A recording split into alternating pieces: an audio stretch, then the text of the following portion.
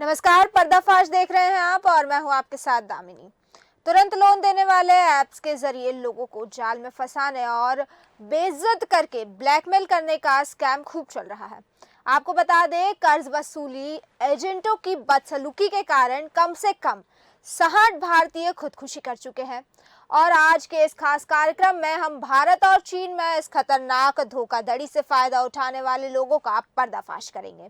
ये धोखाधड़ी दुनिया भर में चल रही है, जिसकी जड़ें कम से कम 14 देशों में फैली हुई है। बता दें, ये एक ऐसा स्कैम है जिसमें शर्म और ब्लैकमेलिंग के जरिए मुनाफा कमाया जा रहा है और लोगों की जिंदगी तबाह की जा रही है। ऐसे बहुत सारे ऐप हैं जो बिना किसी जांच परख के चंद मिनटों में लोन देने का दावा करते हैं। बता दें, सभी ऐप ब्लैकमेलिंग नहीं करते, लेकिन कुछ ऐसे ऐप्स हैं जिन्हें डाउनलोड किया तो वे आपके कॉन्टैक्ट्स, तस्वीरें और पहचान पत्रों तक को अपने कब्जे में ले लेते हैं। इन जानकारियों का इस्तेमाल वे जबरन वसूली के लिए करते हैं। जब ग्राहक समय पर कर्ज नहीं चुका पाते और कई बार तो लोन चुकाने के बावजूद ये इन सारी जानकारियों को एक कॉल सेंटर को सौंप देते हैं। इस कॉल सेंटर में अस्थायी तौर पर रखे गए युवा एजेंट्स होते हैं जो लैपटॉप और फोन से लैस इन एजेंट्स को लोगों को परेशान और बेइज्जत करके बकाया राशि वसूलने की ट्रेनिंग दी जाती है। आपको बता दें, ऐसे मामलों में आप एक के बाद एक फंसते चले जाते हैं। मान लीजिए, आप एक ऐप से कर्ज ले रखे हैं, लेकिन किसी कारणवश आप कर्ज चुका नहीं पाते, तो ऐसे में उस पुराने कर्ज को चुकाने के लिए आप एक और ऐप से कर्ज लेते हैं, फिर एक और ऐप से कर्ज लेते हैं और धीरे धीरे कर्ज और उसका ब्याज बढ़ता चला जाता है। उसके बाद रिकवरी एजेंट्स के कॉल आने लगते हैं और कुछ ही समय में ये एजेंट्स पीड़ित को अपमानित करना और गालियां देना तक शुरू कर देते हैं। और तो बकाया रकम चुकाने के बाद भी इस तरह के कॉल्स आना बंद नहीं होते। यहाँ तक कि वो आपके कॉन्टेक्ट्स को भी आपके बारे में आपत्तिजनक मैसेजेस भेजने की धमकी देते हैं, आपकी छवि खराब करने की धमकी देते हैं और ये ऐप्स आपकी फोटोशॉप तस्वीरें भी आपके कॉन्टेक्ट्स को भेज देते हैं। यहाँ तक कि कई लोग इसके बाद आत्महत्या तक कर लेते हैं। बता दें, दुनिया भर में इस तरह की जा रही धोखाधड़ी के सबूत मिले हैं और अकेले भारत में ही कम से कम 60 लोगों ने परेशान किए जाने के बाद खुदकुशी की है।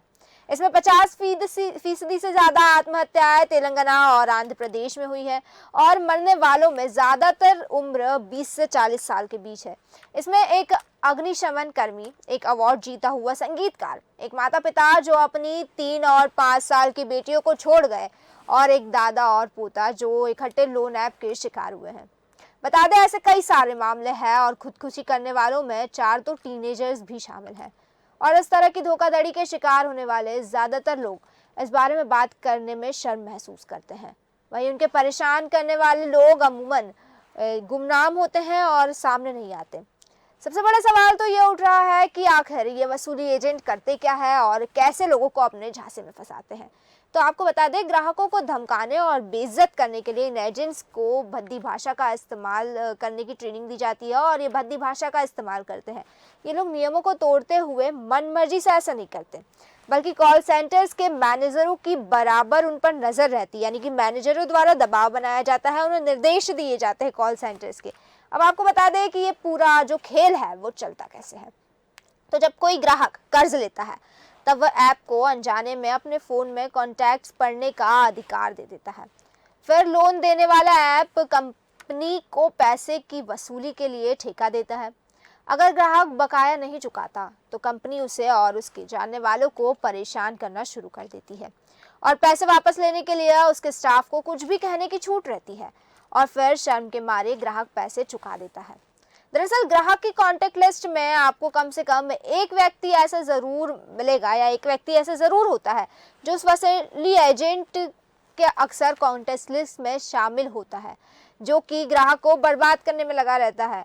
तो वो वसूली एजेंट उन शामिल लोगों को मैसेज भेजकर कर्ज लेने वाले व्यक्ति को फ्रॉड और चोर बताते हैं। जैसे कि कर्ज लेने की वाले की ओर से पेमेंट की जाती है, एजेंटों के सिस्टम में सक्सेस का मैसेज आ जाता है और फिर किसी दूसरे कर्जदार के पीछे लग जाते हैं, यानी कि एक को पकड़ा, एक को टारगेट किया, उससे कर्ज ले लिया, उससे वसूल लिए पैसे, उसके बाद उसको छोड़ के अगले को टारगेट करना शुरू कर देते हैं। बता दें, जब ग्राहकों ने आत्महत्या की बात कही तो किसी ने गंभीरता से इसे नहीं लिया था, लेकिन फिर आत्महत्याओं का सिलसिला इस तरह शुरू हो गया कि कई सारी आत्महत्याएं होने लगी और कई सारे मामले इससे जुड़े सामने आए, जिसने ये जो जाल फैला है इसने काफ़ी सारे लोगों को फंसा लिया है और काफ़ी सारे लोग इससे पीड़ित हैं। वहीं एक बड़ी दुविधा है और एक बड़ा सवाल भी उठता है कि आखिर इस तरह के स्कैम क्यों हो रहे हैं। इन पर तमाम जानकारी के लिए और अधिक चर्चा के लिए हमारे साथ हम समाज सेवी जुड़ चुके हैं, आलोक सोती जी। आलोक सोती जी, बहुत बहुत स्वागत है आपका देश न्यूज में। नमस्कार। आलोक सोती जी, जिस तरह से ये जो ऑनलाइन एप्स, कर्ज लोन देने वाले जो एप्स है, लोगों को ठग रहे हैं, स्कैम किया जा रहा है, इस हद तक बढ़ चुका है ये स्कैम कि स्कैम कई बार जानलेवा साबित हो जाता है, क्योंकि जिस तरह से पैसे वसूले जाते हैं ब्लैकमेल करके, कई बार आपत्तिजनक तस्वीरें भी भेजी जाती है। इस तरह की जो ब्लैकमेलिंग होती है, कई लोगों ने इससे आत्महत्या की है, तो इसका समाज पर किस तरह से प्रभाव पड़ रहा है, क्या कहना है इस पर आपका?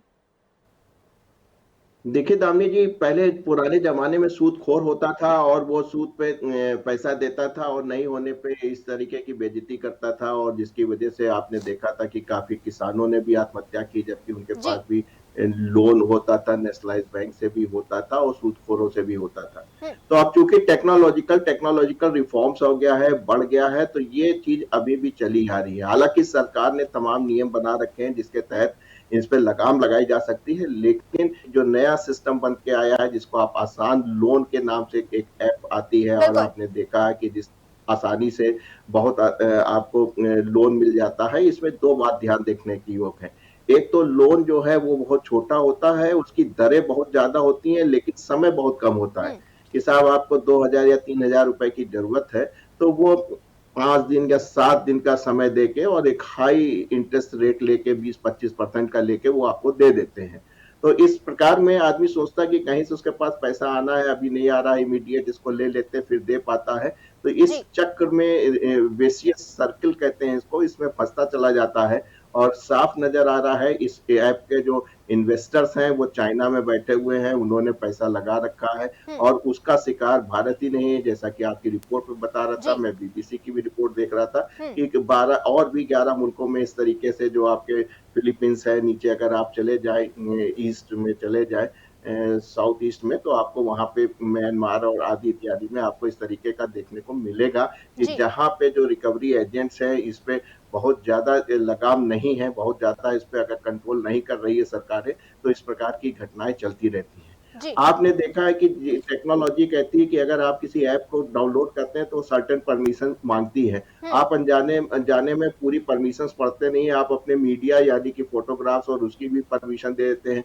आप जी। अपने कॉन्टैक्ट नंबर की भी दे देते हैं, हम्म। आप अपनी गैलरी की भी दे देते हैं, सारी परमिशंस उसको दे देते हैं अनजाने में, आपको पता नहीं रहता, क्योंकि आपको उस समय हड़बड़ी रहती है कि किसी तरह तेज़ी से लोन मिल जाए और आपके जो सामने समस्या खड़ी हुई है, उसका आपका निवारण हो जाए। जी। तो हालाँकि तुरंत आ जाता है, टेक्नोलॉजी है, पैसा आपके अकाउंट्स में आ जाता है, लेकिन जिस तरीके से रिकवरी की जा रही है, वो अमानवीय है, और आपने देखा है कि 1 नहीं, 2 नहीं, 60 जो मामले हैं, वो सामने आ चुके हैं। जी। जैसा कि आपकी रिपोर्ट में बताया गया, तेलंगाना में इस प्रकार के जो है, आंध्रा में इस प्रकार की चीज़ें जो है काफ़ी देखने को मिली हैं। जो हमारे नवयुवक हैं, जो बेचारे बहुत अच्छी स्थिति में नहीं है, शहर में हम्म। घर से छोड़ के शहर में नौकरी करने आते हैं, उनका फाइनेंशियल बैकग्राउंड नहीं है, जी। उनको जीवन जीने के लिए छोटी-मोटी रकम की ज़रूरत पड़ती है, और आज आप जानती हैं सबके पास स्मार्टफ़ोन है, अकाउंट्स हैं, उसमें पैसा आ जाता है, हम्म। लेकिन जो रिकवरी जिस तरीके से हो रही है, वो जो है हमको लगता है कानूनन भी ठीक नहीं है। तो जी। इस पे बिल्कुल। सरकार को सख्त फैसला लेना चाहिए। जी। आलोक सोते जी, जैसे कि आपने कहा कि सरकार को सख्त फैसला लेना चाहिए, लेकिन इस तरह की जो धोखाधड़ी हो रही है और जो स्कैम हो रहे हैं, इसके लिए कई तरह के कानून बनाए गए हैं, लेकिन उसके बावजूद भी इन स्कैमर्स के हौसले आखिर इतने बुलंद क्यों हैं कि इतने लोगों को अपने जाल में फंसाया जा रहा है और लगातार बुलंद होते ही जा रहे हैं, किसी तरह से लगाम नहीं लग पा रहा है?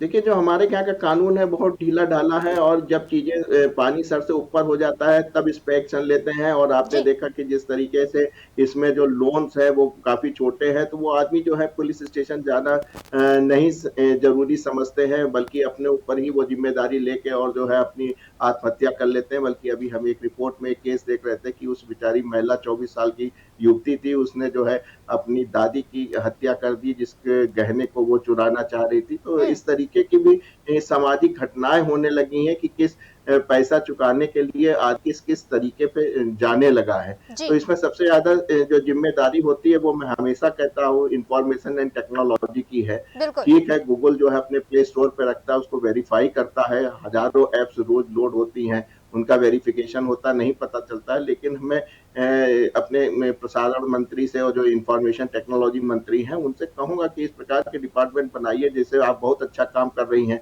आपने मीडिया से लोगों को और सोते हुए सरकार को जगाने का, भारत सरकार के आईटी डिपार्टमेंट को जगाने का जो काम किया है, वो उनसे मैं रिक्वेस्ट करूँगा, शायद रविशंकर जी प्रसाद जी हैं इसके मिनिस्टर कि तुरंत इसमें जो है इमीडिएट इफेक्ट लें और जितनी इस प्रकार की ऐप चल रही हैं, उसको तुरंत बैन किया जाए जी। और जो इस तरीके की रिकवरी कर रहे हैं, उनके खिलाफ एफआईआर दर्ज की जाए और इस प्रकार के जो कॉल सेंटर चल रहे हैं, उनको तुरंत जो है तत्काल रूप से उनको बंद किया जाए। जी, बिल्कुल। वहीं आलोक सोती जी, आपने जैसा कि कहा, क्योंकि ऑनलाइन चीज़ें हो रही है, ठीक है, टेक्नोलॉजी इतनी ज़्यादा बढ़ गई है कि इस तरह के स्कैम अब ज़्यादा देखने को मिले। एक दौर था जब इतने ज़्यादा ये स्कैम नहीं देखने को मिलते थे, क्योंकि टेक्नोलॉजी का यूज़ उस दौर में इतना ज़्यादा नहीं होता था। जैसे-जैसे टेक्नोलॉजी का यूज़ बढ़ रहा है, स्कैम्स ज़्यादा हो रहे हैं, धोखाधड़ी ज़्यादा हो रही है, फ्रॉड ज़्यादा हो रहा है ऑनलाइन। तो मतलब क्या ये समझा जा सकता है कि जो टेक्नोलॉजी आम जनता की, लोगों की सुविधाओं के लिए बनी है, वो ही टेक्नोलॉजी उनको दुविधा में डाल रही है? जी हाँ, देखिए कोई भी चीज़ होते हैं सिक्के के 2 पहलू होते हैं और जी। जो इसी तरह टेक्नोलॉजी के भी 2 पहलू हैं। टेक्नोलॉजी से आराम है, जैसे कि आज आप हम लोग देखते हैं कि यूपीआई आने से जो है पेमेंट करना आसान हो गया है। हुँ, बैंक में सालों-सालों गुज़र जाते हैं, हम लोग को बैंक जाना नहीं पड़ता है। जो नेशनलाइज़ बैंक है या जो कॉर्पोरेट बैंक्स हैं, जी। उनकी हमारे पास जो है ऐप्स होती हैं, हम लोग उससे काफ़ी काम कर लेते हैं। लेकिन इसी की आड़ में जो है कुछ बुरे लोग हैं जो कि पैसा इन्वेस्ट कर देते हैं और इस प्रकार की लोन जो है कम समय पे छोटे लोन हाई उस पे देते हैं, हाई इंटरेस्ट पे देते हैं हुँ, और जिसकी जो रिकवरी कर रहे हैं, जिसको कि आरबीआई भी इसको अगेंस्ट होता है, इसके अगेंस्ट जो है आपका जो है पुलिस विभाग भी जो है इस जो गवर्नमेंट ऑफ इंडिया है, उसके भी ऐसे नियम है कि आप इस तरीके की नहीं कर सकते। सुप्रीम कोर्ट के भी इसमें आपकी प्रोसीडिंग है, एग्ज़ैक्टली मुझे नहीं याद आ रही कि आप किसी को अरेस्ट करके जो है इस तरीके से नहीं आप जो है लोन वसूली कर सकते हैं। जी। कानून होने के बावजूद भी चूँकि ये लोन बड़े छोटे होते हैं और जो लोग लेते हैं वो थोड़ा-सा बर्बर वो होते हैं, थोड़ा-सा उतने सशक्त नहीं होते हैं, ऐसे में जो है वो पूरा विरोध नहीं कर पाते हैं और पूरी ज़िम्मेदारी अपने ऊपर लेके और इस तरीके की जो घटनाएँ सामने आ रही हैं, आत्महत्या की या किसी के लिए हत्या कर देना, तो ये जो छोटे-छोटे लोन पे जो ये सामाजिक बुराइयाँ जो निकल के आ रही हैं, हुँ, इसका अगर मुख्य ज़िम्मेदार देखा जाए तो ये आसान लोन वाले ही हैं जी। जो बहुत हैवी इंटरेस्ट पे कम समय में दे के लोगों को अपने जाल में फँसा लेते हैं। जैसे सूदखोर जो है गाँव में 70 के 80 60 के दशक में फँसाता था हुँ, और लोगों की बेइज़्ज़ती होती थी और वो अपनी जो है किसान या ग्रामीण या कृषक जो है वो अपनी आत्महत्या करता था। वैसे जो हमको लगता है जो नए बच्चे हैं जी। जिनके पास जो है पीछे बैकअप नहीं है, घर से मजबूत नहीं है, शहर आते हैं उनको छोटे-छोटे पैसों की ज़रूरत पड़ती है। वो इनके ट्रैप में फँस जाते हैं और इस प्रकार की जो घटनाएँ आपको सामने देखने को मिल रही हैं, ये बड़े ही जो है निंदनीय हैं। हुँ। इसको जो है जल्दी से जल्दी सरकार को चाहिए इस पे लगाम लगाएँ। जी। आलोक सोती जी, जिस तरह से आपने कहा कि बड़ी ही निंदनीय हरकतें हो रही है, बड़ी ही निंदनीय वारदात है और इस पे जल्द से जल्द लगाम लगाने की ज़रूरत है। मैं जानना चाहूँगी कि क्योंकि इस तरह की चीज़ें हो रही है, काफ़ी सारे लोग इसका शिकार हो रहे हैं और यहाँ तक कि चीज़ें इतनी बढ़ चुकी है कि आत्महत्या तक भी पहुँच गई है। किस तरह से समाज पर इसका दुष्प्रभाव पड़ रहा है?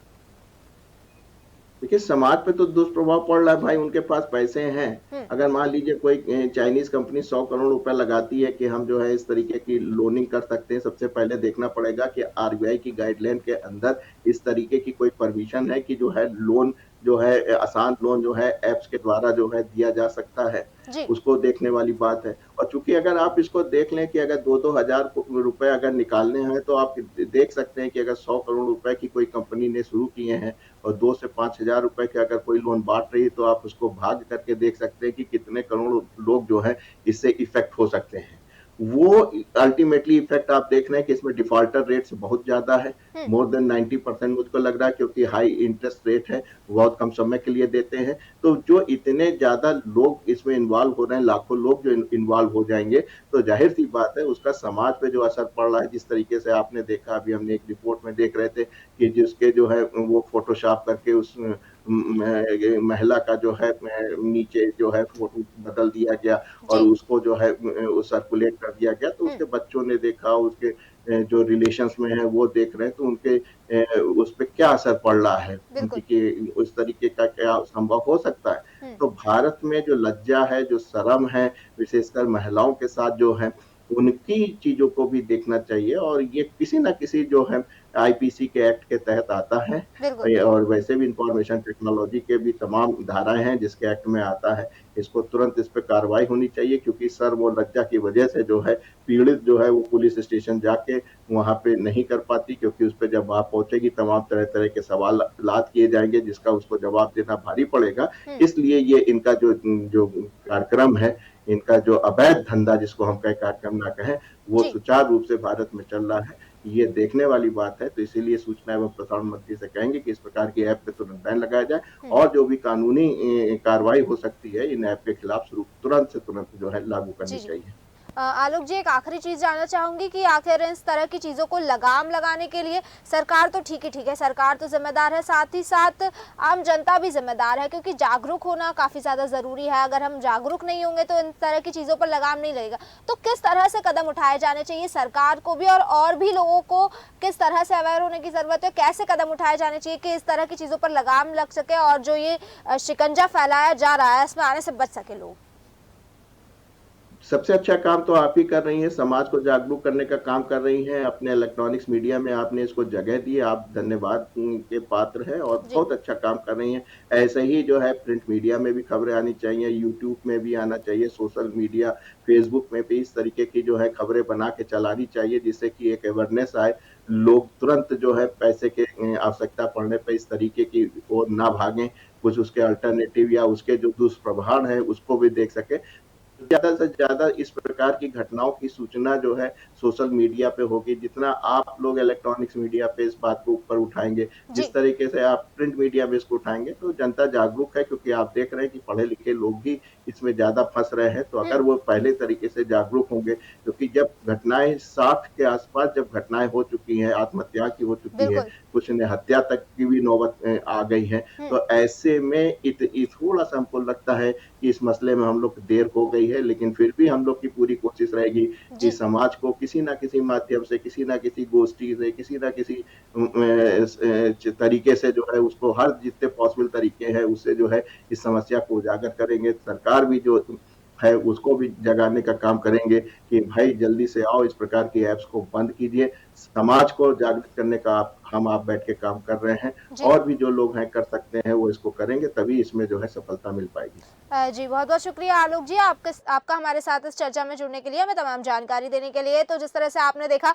कि जो इतना बड़ा शिकंजा फैलाया जा रहा है ऑनलाइन स्कैमर्स के ज़रिए ख़ास तौर पर जो लोन ऐप्स होते हैं उनके ज़रिए पहले आपको आसान लोन देते हैं, ईज़ी रेट्स पर कम ज़्यादा इंटरेस्ट पर कम समय में लोन देने के दावे किए जाते हैं, आपको लोन दिया भी जाता है लेकिन उसके बाद एक-एक करके आप इनके शिकंजे में फँसते चले जाते हैं। पूरा एक जाल बनाया गया है जिसमें कोई भी इंसान आसानी से फँस जाएगा क्योंकि जो मजबूर इंसान है, जिसे लोन चाहिए, जिसे ज़रूरत है, वो तो ज़ाहिर है कम आसान तरीके से अगर लोन मिल रहा है तो वो लेगा और ख़ास इसकी मुख्य वजह ये है कि कई लोगों में अवेयरनेस की कमी है, लिटरेसी की कमी है, इस वजह से लोग आसानी से इस तरह के शिकंजे में फँस जाते हैं। उसके बाद जो एजेंट्स होते हैं वो अगर आप राशि नहीं चुका पाते हो तो फिर आपसे एक के बाद एक आपको कॉल्स करना शुरू करते हैं, मैसेजेस करना शुरू करते हैं, धमकियाँ देना शुरू करते हैं, यहाँ तक कि आपके आपत्तिजनक फ़ोटोज़, वीडियोज़ भी वायरल करने की धमकी दी जाती है। और इसमें चीज़ें ये सामने आई है कि ऐसा करने के बाद कई लोग इसका शिकार बन जाते हैं, यहाँ तक कि आत्महत्या तक बात पहुँच जाती है। तो इतना बड़ा जो ये शिकंजा फैलाया जा रहा है, जाल फैलाया जा रहा है, एक बहुत ही बड़ा शिकंजा है, बड़ा जाल है और इसमें अगर एक बार इंसान फँस जाता है तो फिर उससे बाहर निकलना आसान नहीं होता है। इंसान फँसता चल जाता है और आखिर में आत्महत्या तक की नौबत आ जाती है। तो अब देखना ये होगा कि क्योंकि इतना बड़ा शिकंजा जो फैलाया जा रहा है, इस पर जो लगाम है वो कब लगेगा क्योंकि सारी ही चीज़ें सामने हैं, उसके बावजूद भी इस पर किसी प्रकार का लगाम नहीं लगाया गया है। कानून तो कई बने हैं देश में लेकिन उन कानूनों को इम्प्लीमेंट नहीं किया जा रहा है। और जाहिर है क्यों ऐसा होगा, क्योंकि हमारे जो कानून है वो इतने सख्त है ही नहीं कि लोगों को इसका डर हो। और जाहिर तौर पर डर ना होने की वजह से अपनी मनमानी करते हुए लोग नजर आते हैं और भोले भाले मासूम लोगों को अपने जाल में फंसाते हुए नजर आते हैं। फिलहाल के लिए बस इतना ही, फिर लौटेंगे ऐसे ही किसी मुद्दे के साथ। तब तक देखते रहिए देश न्यूज़। नमस्कार।